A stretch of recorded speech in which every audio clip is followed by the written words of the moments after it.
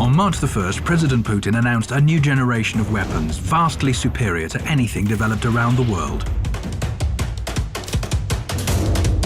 У России такое оружие есть. A hypersonic system, an ICBM with unlimited range, weapons that can fly through dense layers of the atmosphere, a nuclear-powered cruise missile, underwater drones, a unique combat laser complex. That got everyone talking about an arms race and that deadly Russian missile. But from Russia's point of view, it's the one that feels threatened and wants to restore nuclear parity. So how does that work? And what did Putin mean when he said, Нас никто не слушал. Послушайте сейчас. To be clear, nuclear parity came as a result of an arms race. It was provoked by the first and so far only nuclear strike in history, when the US dropped atomic bombs on Hiroshima and Nagasaki in 1945. Estimates put the total number of casualties at up to 450,000. By 1949, the USSR had its own nuclear weapon ready. By 1952, the US tested the first thermonuclear device.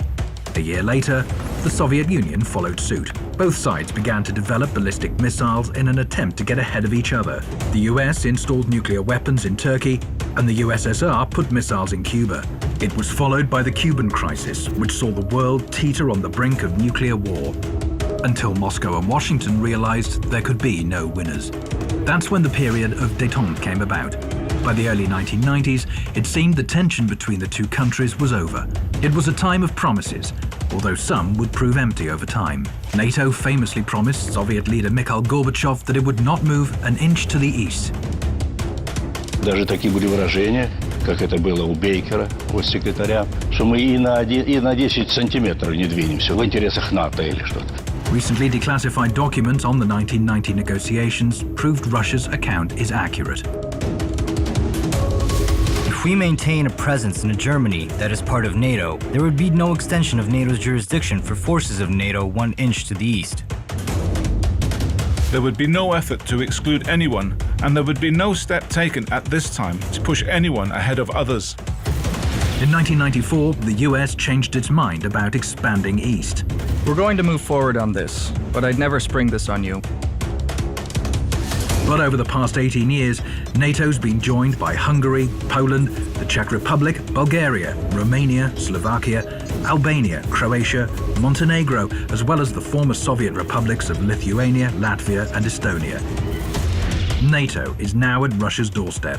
Here is an online meme on how Russia moved its country too close to NATO's military bases. Furthermore, the US moved its missile defenses closer to Russia's borders, another promise broken by Washington. In 2002, the US pulled out of the ABM treaty signed decades before when the Soviet Union was still in place. What is missile defense? It enables one party to launch its own missiles and intercept any counterstrike. It could guarantee victory in a potential war. Of course, NATO and the US say their missile defenses are not against Russia, but against Iran and North Korea. But the locations tell another story. Missile defense installations were placed in Poland, Romania, California, and Alaska. They're also planned for Japan and South Korea. Missile defense ships patrol the seas close to Russian territory. Создаются системы, элементы систем противоракетной обороны, что нас очень беспокоит, и мы постоянно об этом говорим в течение 10 лет. Это разрушает стратегический баланс в мире. The balance is disrupted, and Russia, which hasn't ramped up its missile defenses like the US, is facing a deadly danger. Вы же все понимаете, о чем идет речь. Чего молчите-то? Вы все молчите. Ситуация усугубляется, ведь это подталкивает гонку вооружений, новый виток создает. Это же очевидная вещь. Вот мы все время думаем, а как ответить? Мы думаем, совершенствовать систему, преодоления систем противоракетной обороны. Вот это и есть виток гонки вооружений. Russia says it was forced to come up with a weapon capable of bypassing missile defenses in order to restore nuclear parity. The Kinjal MiG-31 can launch hypersonic missiles that can travel at more than 10 times the speed of sound. Thanks to that and their unpredictable trajectory, they are unstoppable. It's an unrivaled weapon. The US doesn't plan to test its hypersonic weapon until 2019. The Avangard hypersonic vehicle can fly at up to 20 times the speed of sound. An ICBM will take it to an altitude of several dozen kilometers, from where it can dive headfirst back to Earth at top speed with aircraft-like maneuverability, dodging any missile defenses. In contrast, when other existing ballistic missiles re-enter the atmosphere, they fly at a preset trajectory, making them easy targets for ABM systems. Sarmat might seem like an ordinary ICBM, but its range is much longer. The legendary Topol-M missiles can only take the shortest route through the ABM systems. Sarmat can travel via the North or the South Pole where there's no missile shield, and it will still hit its target. But most importantly, Sarmat is a heavy missile capable of carrying more than 20 warheads. That's 5 times more than previous generation missiles. The Burevestnik nuclear-powered cruise missile is a unique weapon. It's basically the same as an American Tomahawk. But whereas the Tomahawk's range is limited to 2,500 kilometers because of fuel constraints, Russia's new missile can fly indefinitely. It can take any path to avoid missile defenses.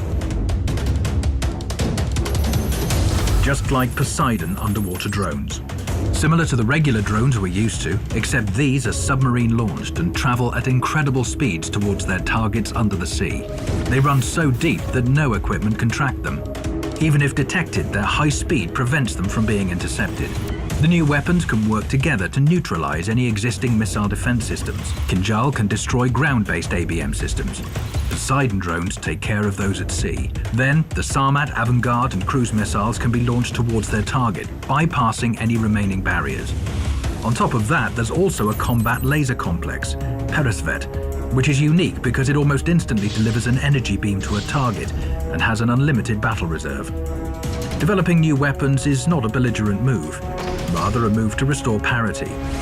Perhaps this time the call for a balance of force and fair treatment all round will be heard. Нас никто не слушал. Послушайте сейчас.